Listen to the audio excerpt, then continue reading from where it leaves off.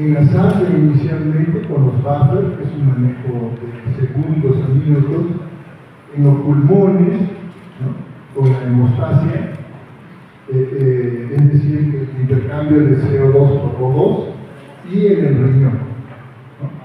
En el riñón es el que mantiene prácticamente el equilibrio ácido-base, porque los buffers y los pulmones son mucho más rápidos, más momentos de mayor tensión, digamos. Entonces, se generan dos tipos de ácidos: ácidos volátiles y ácidos no volátiles. Ácidos volátiles prácticamente solamente es uno, es el CO2, ¿no? ¿Cómo el CO2 va a ser un ácido? ¿No? ¿Por qué? Porque lo que yo sé es de que un ácido es una sustancia capaz de ceder protones, una base es una sustancia capaz de aceptar protones. Entonces, en CO2, ¿dónde está el protón? Que en mi cuerpo es un ion hidrógeno. Es que el CO2 yo lo tengo que ver como que se junta con el agua y forma el ion bicarbonato con el ion hidrógeno. Por eso que cuando disminuye el CO2, por ejemplo, porque estoy respirando, disminuye la carga de hidrógeno. Son los ácidos volátiles, que son la mayoría, son entre 15.000 y 20.000 milimoles por día que generamos de ácidos volátiles. Los ácidos no volátiles, el ácido sulfúrico, el ácido fosfórico, procedentes fundamentalmente del metabolismo de las proteínas, son entre 100 y 50 milimoles. Y se van a manejar a nivel de riñón. Entonces los ácidos y bases, como hemos dicho, entran continuamente en la sangre procedente de la dieta. Este metabolismo de esta dieta genera iones de hidrógeno, y estos iones de hidrógeno intervienen en todo el metabolismo, ¿no? Tiene que haber una concentración constante de iones de hidrógeno. ¿Cómo medimos los iones de hidrógeno habitualmente? Con el pH. El pH es el logaritmo negativo de la concentración de iones de hidrógeno. En el ser humano el pH normal habitual está entre 7.35 y 7.45. Por debajo de 7.35 quiere decir que hay muchos iones de hidrógeno y estamos en un estado de acidemia, y por encima quiere decir que hay menos iones de hidrógeno y estamos en un estado de alcalemia. Entonces un ácido es una sustancia que se hidrogenones y una base es una sustancia que los acepta. Esto es química elemental. El buffer, digamos, el tampón, el amortiguador más común en el extracelular es el bicarbonato. Este es el ácido carbónico que se va a disociar en un bicarbonato más un hidrogenio. Ese es el buffer más importante. Los buffers intracelulares, el bicarbonato es el ion extracelular más importante. Los buffers intracelulares son la hemoglobina, las proteínas. El ácido fosfórico es un buffer fundamentalmente renal. Los ácidos o bases pueden ser fuertes, quiere decir que se disocian completamente en una disolución, como el ácido clorhídrico, que se disocia en cloruro, en hidrogenio, ¿no? Y débiles, que se deslizan parcialmente, como el ácido láctico. Entonces, el metabolismo de los carbohidratos y grasas dan como resultado entre 15.000 y 20.000 milimoles de CO2, ácidos carbónicos no volátiles. Este CO2 se convierte se combina con el agua y se convierte en bicarbonato más un ion hidrogenio. Entonces, si este 2 disminuye, por ejemplo, si empiezo a hiperventilar, esta reacción no hay de derecha a izquierda, sino de izquierda a derecha. Entonces va a haber una disminución de la concentración de hidrogenio. Por eso que cuando yo estoy en un estado de acidemia, hiperventilo habitualmente, hiperventilo como un mecanismo de defensa. El metabolismo celular, fundamentalmente de proteínas, tenía entre 50 a 100 miligramos de ácidos no volátiles o fijos. Entonces, dentro de estos ácidos, el más importante es el ácido sulfúrico, el fosfórico, el láctico, y estos hidrogeniones no se pueden convertir en CO2. Entonces, ¿dónde se eliminan? Se eliminan en el riñón. El riñón para los ácidos no volátiles, el pulmón para los volátiles. Entonces, los volátiles son procedentes del metabolismo aeróbico, el habitual que tenemos nosotros, los no volátiles del metabolismo proteico, del catabolismo, de la destrucción de las proteínas. Acá se produce CO2 y acá se produce ácido sulfúrico, fosfórico, se elimina por los pulmones, por los riñones, la producción, y los ácidos volátiles cuando se acumulan, es decir, cuando no puedo respirar porque tengo neumonía, porque tengo un neumotórax, porque tengo un neumotórax, se acumula CO2, porque uno no puede respirar. Entonces eso produce acidosis respiratoria. En cambio, cuando el riñón no funciona, no puedo eliminar estos ácidos, pues se produce acidosis metabólica. Entonces, el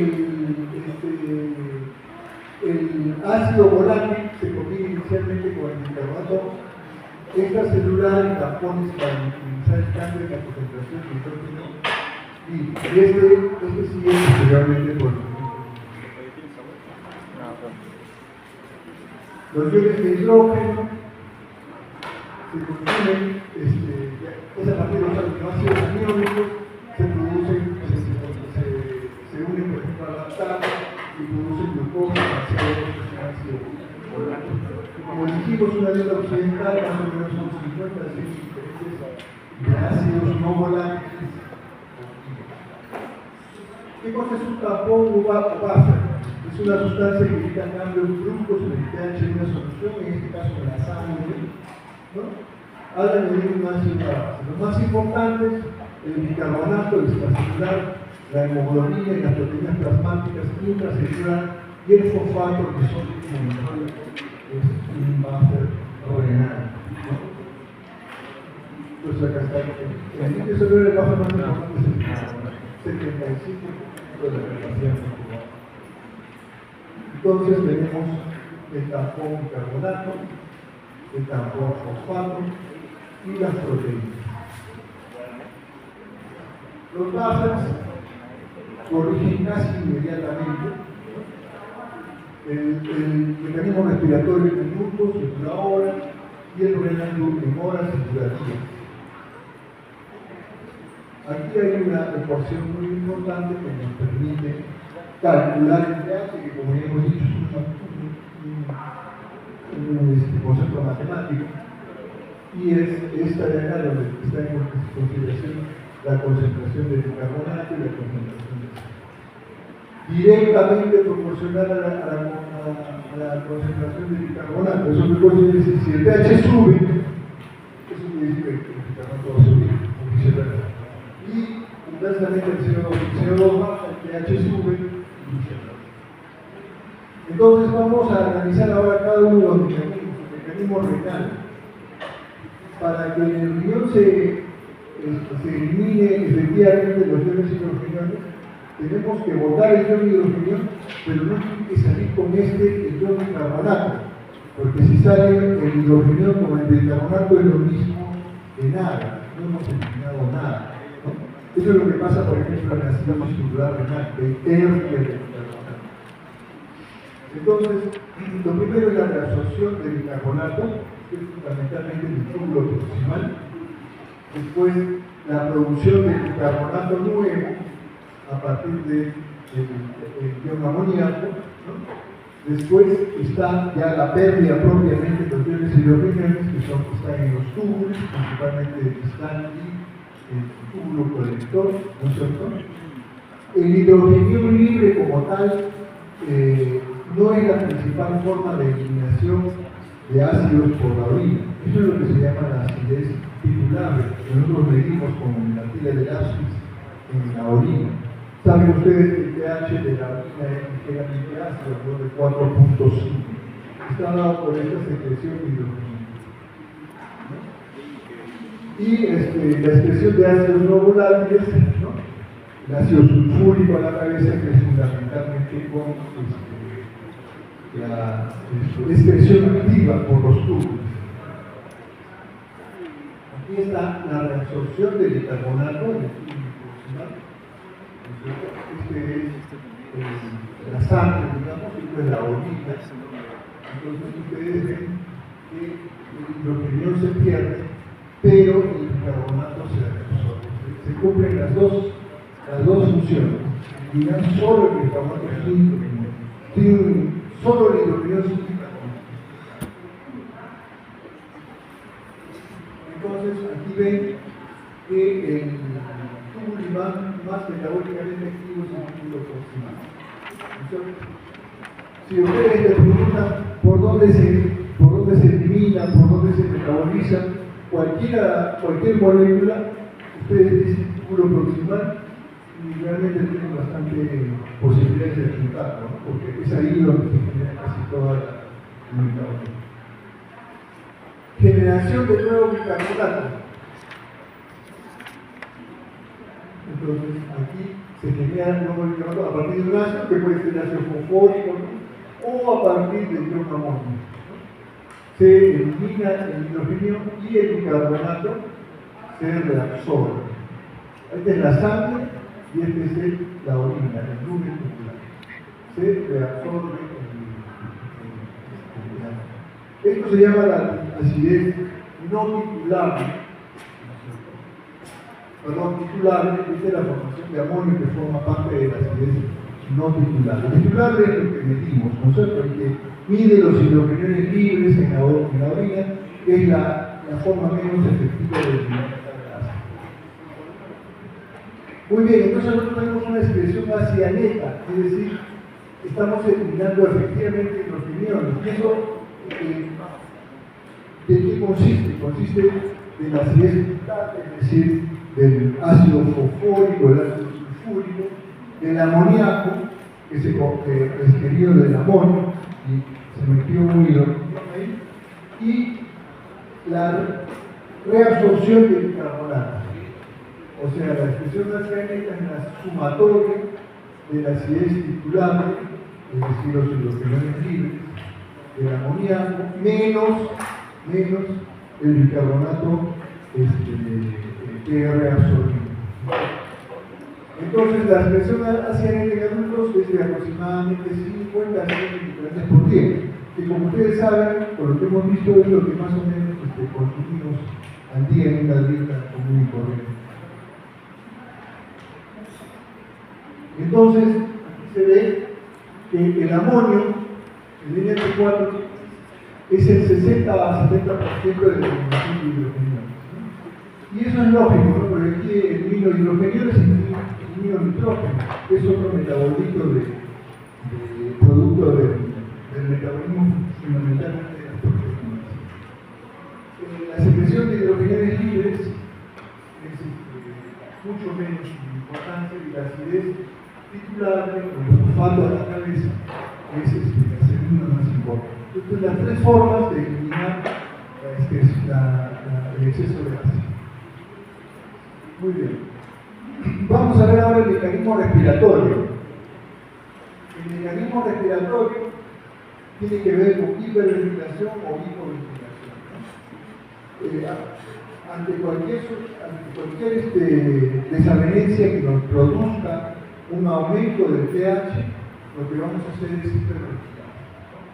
Suena lógico, suena sencillo, ¿no? Pero imagínense que tengan 90 años, que tengan EPOC, que tengan una neumonía, que tengan un neumotórax. Entonces esta hiperventilación no es tan sencilla.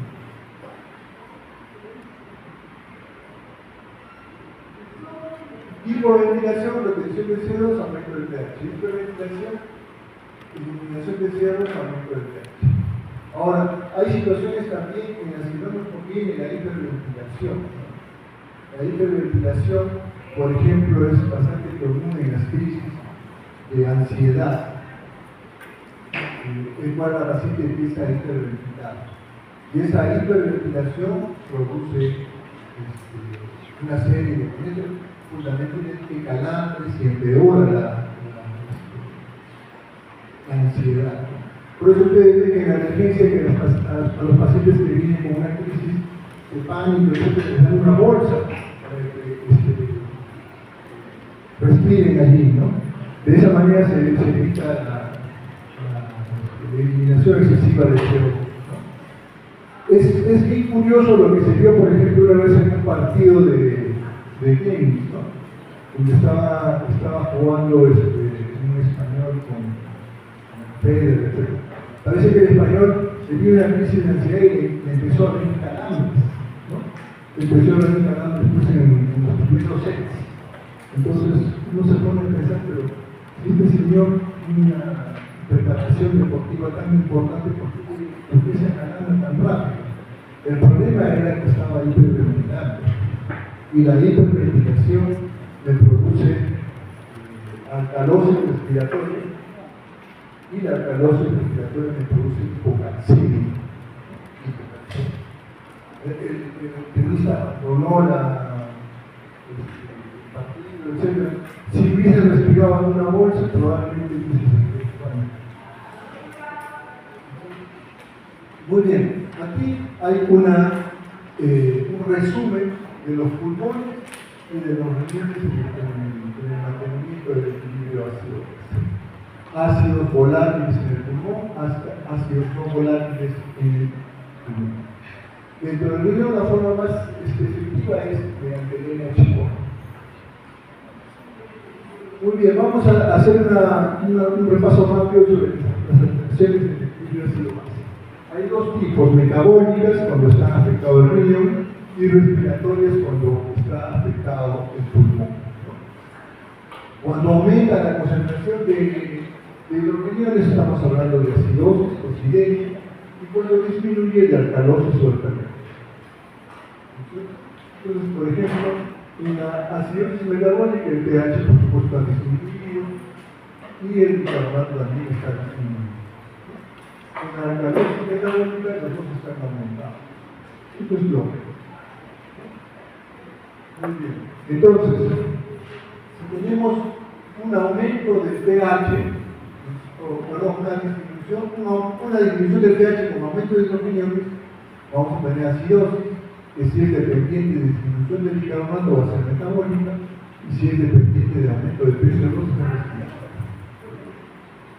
Si disminuye los hidrogenados o aumenta el pH, tenemos alcalosis. Si es dependiente del bicarbonato, es alcalosis metabólica, y si es dependiente del pH2, es alcalosis. Eso es todo.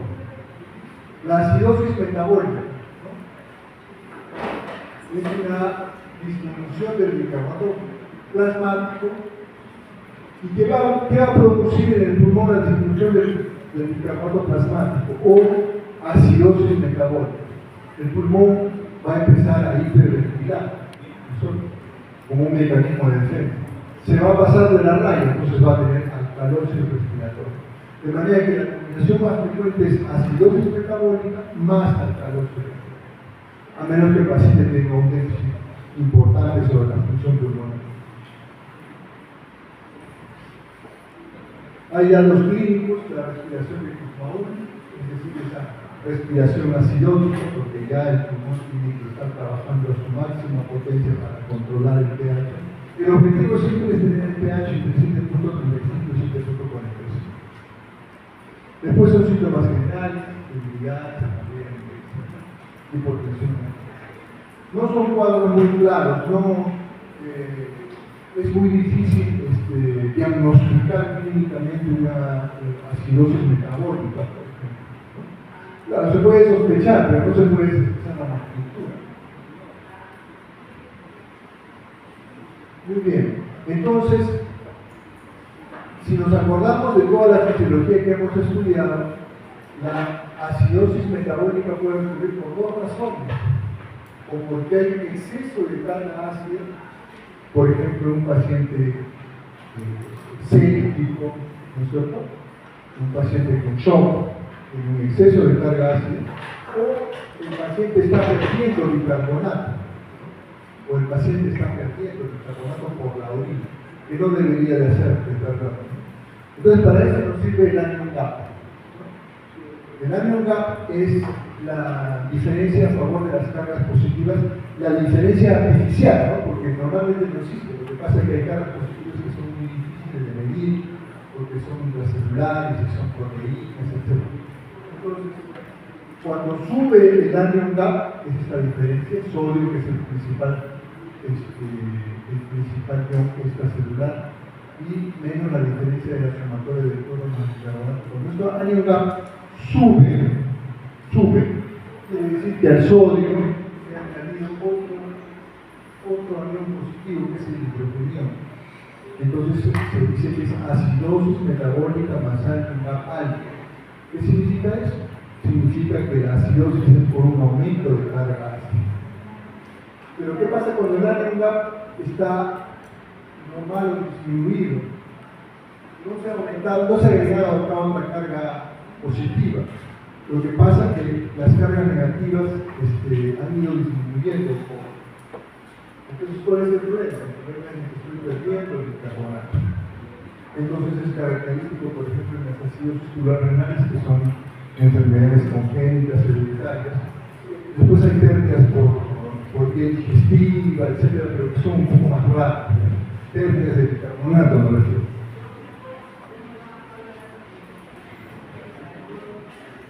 Entonces podemos dividir a las acidosis metabólicas con anion gap alto o con anion gap bajo. Un anion gap alto es cuando hay un ácido metido, hay un exceso de carga ácida, ingestión de metanol, uremia, cetoacidosis diabética, envenenamiento por paradeído, acidosis láctica, por ejemplo, un estado de anaerobiosis, ingestión de glucógeno. Acidosis metabólica con anion gap normal, las acidosis tubulares renales, diarreas, diuréticos, son un poco más raras. Hay consecuencias de la acidosis. Es característico, por ejemplo, el paciente que tiene insuficiencia renal crónica, que tiene una acidosis metabólica crónica, de mucho tiempo, de muchos meses. ¿Cuál es el problema? El problema es que la acidosis va a alterar el mecanismo del calcio, va a empezar a sacar calcio del hueso, y por ejemplo el paciente va a tener una osteoporosis que es importante, severa. Entonces tenemos una acidosis metabólica, ¿no? Calcular el anion gap. Si el anion gap es alto y el lactato está alto, entonces podemos diagnosticar acidosis láctica. ¿Por qué? Porque hay anaerobiosis, por ejemplo, en las heces. Y acidosis metabólica con anion gap alto puede ser por ácido láctico o puede ser por otros ácidos. Y ácido láctico con anion gap normal o hiperclorémica es lo que hemos conversado de la pérdida de bicarbonato. Muy bien, entonces va a aumentar la concentración de hidrogeniones porque no puedo manejar los ácidos fijos volátiles, no volátiles, entonces voy a disminuir los ácidos no volátiles, hiperventil, disminución de TCO2, aumento de pH. Por eso le digo que acidosis metabólica más alcalosis respiratoria es la combinación más frecuente. Alcalosis metabólica, pH mayor de 7.45, un aumento del bicarbonato plasmático. Incremento compensador de la TCO. Es decir, la alcalosis metabólica lo que va a hacer con mi respiración la va a enlentecer. Va a tender a una acidosis respiratoria para que mi pH esté más o menos normal. Se produce ¿por qué? Por pérdida de hidrogeniones gástricos, ¿no? Estos pacientes que tienen sondas, gastrostomías o sondas nasointestinales, tienen una pérdida importante de líquido. Ahí pierden una cantidad de documentos importantes porque están perdiendo líquido gástrico, que saben ustedes que tiene un pH de 3. Ganancia de bicarbonato, ¿no? Y esta es la causa más frecuente, ¿no? La más frecuente es el paciente deshidratado. Cuando encuentren alcalosis metabólica, el paciente está deshidratado. Uno, porque está siempre ejerciendo un mecanismo de defensa, está ahorrando sodio y agua. Segundo, el bicarbonato está más concentrado en una orina sumamente concentrada. Entonces, este de acá es el más frecuente. Alcalosis metabólica sensible al cloruro o hipovolémica por deshidratación.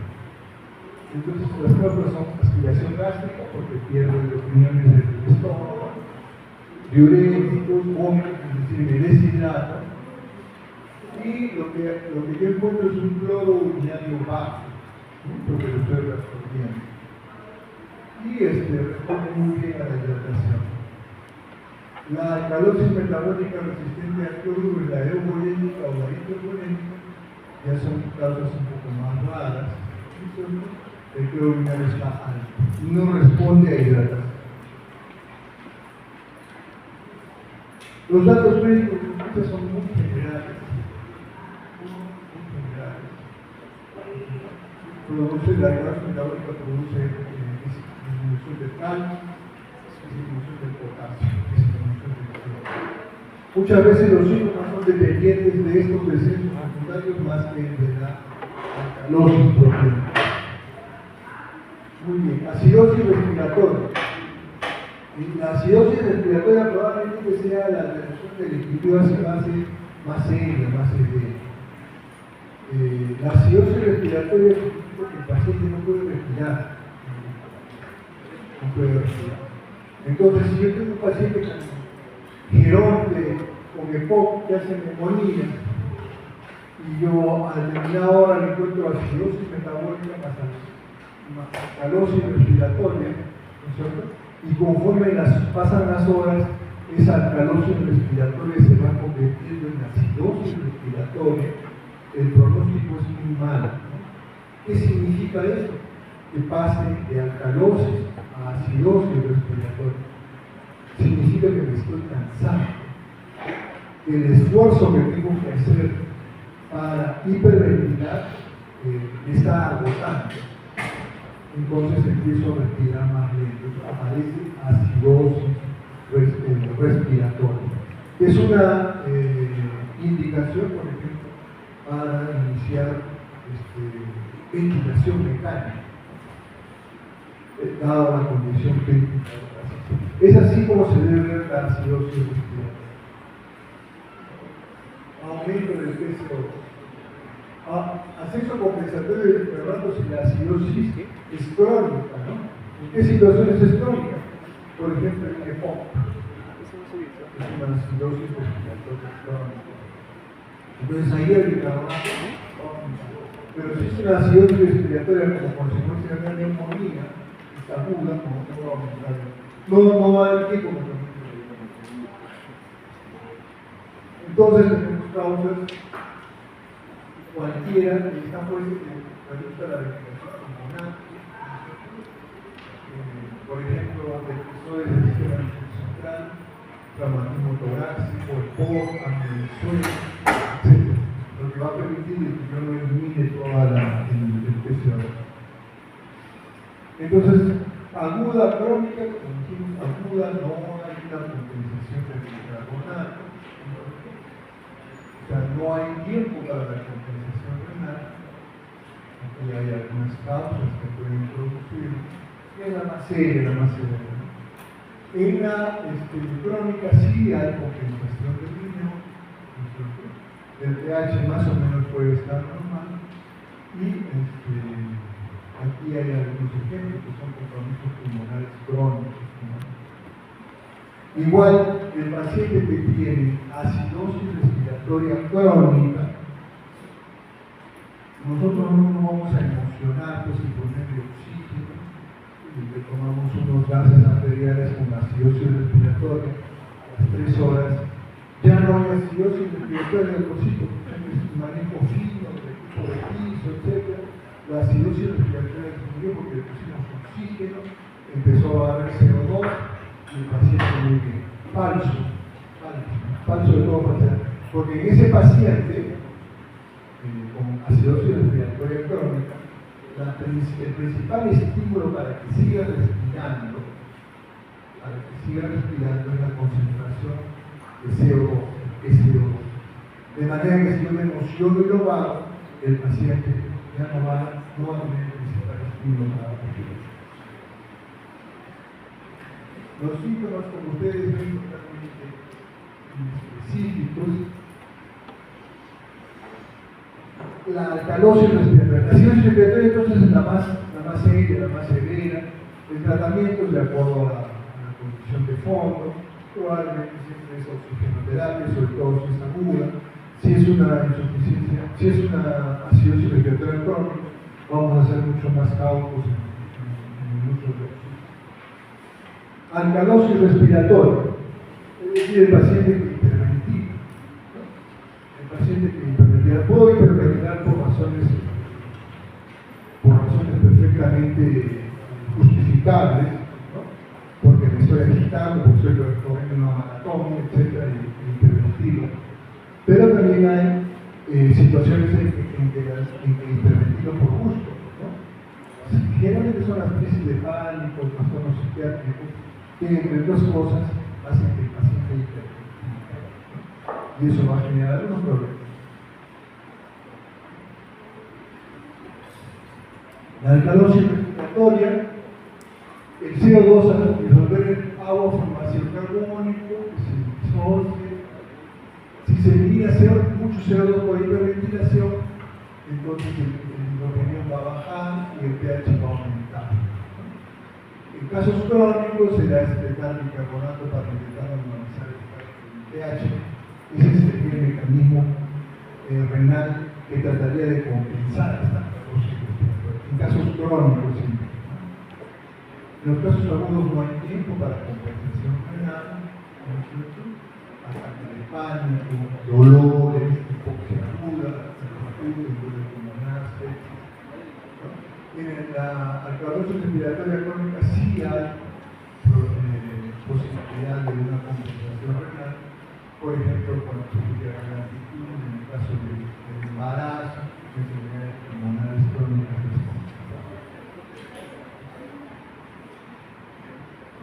Las causas, hipoxia articular, estimulación del sistema nervioso central, estimulación de receptores torácicos, asma en motores, drogas, hormonas, otras situaciones.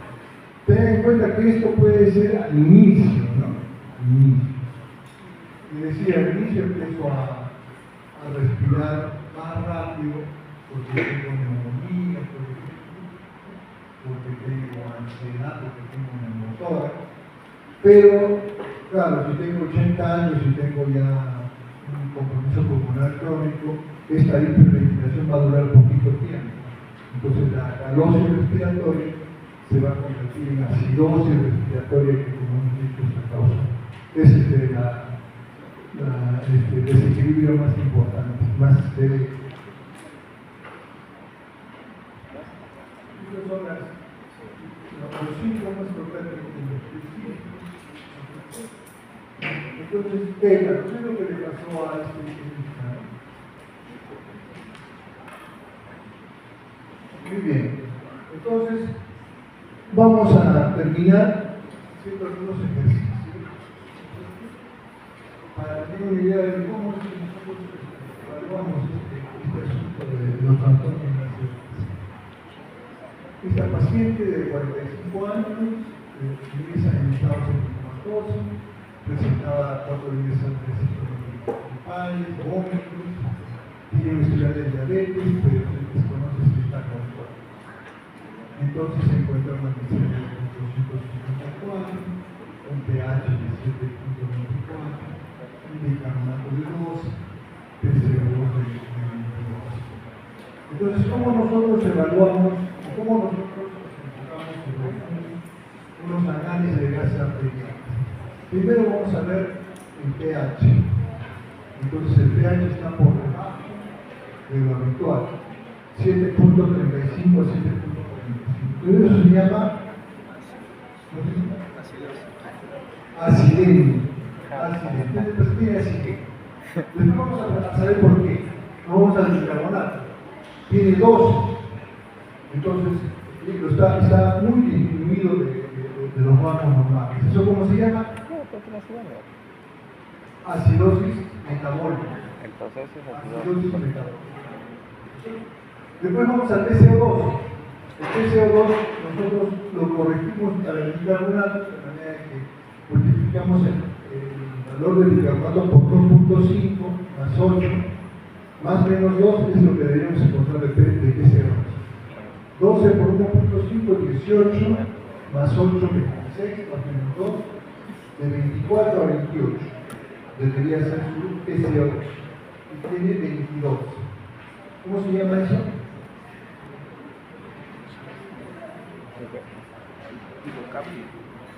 Eso se llama alcalosis metabólica, respiratoria. Alcalosis respiratoria. Entonces el paciente tiene acidosis metabólica más alcalosis respiratoria. Podemos sacar el pH, el ¿sí? Sodio menos cloro, 33. Bicarbonato, 12 es 21. Entonces el CAP está alto. Entonces el paciente tiene acidosis metabólica más CAP alto con alcalosis respiratoria.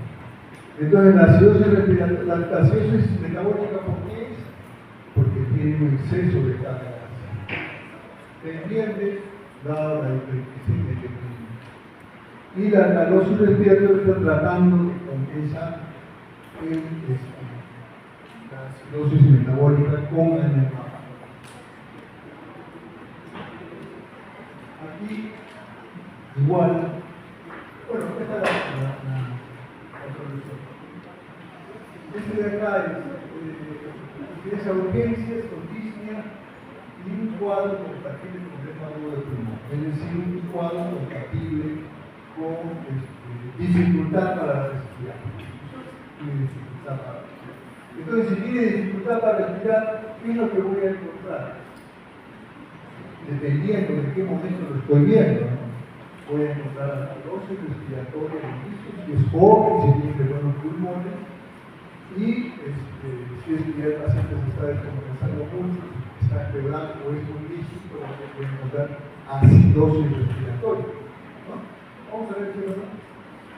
Entonces, el pH está en 7.02, acidemia, no vamos a bicarbonato, está en 15, acidosis metabólica, 15 por 1.8, 24 más 8,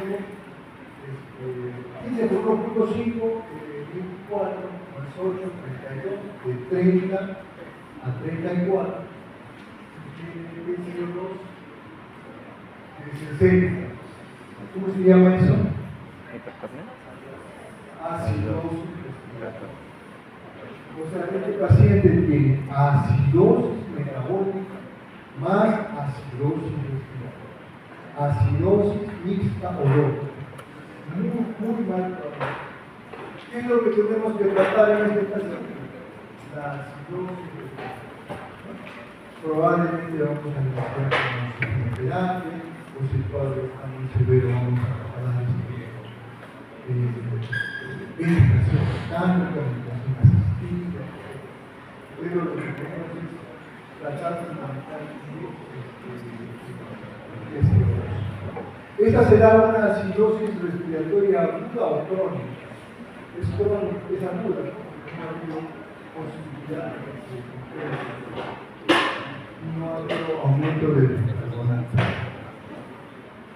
Muy bien. Muchas gracias.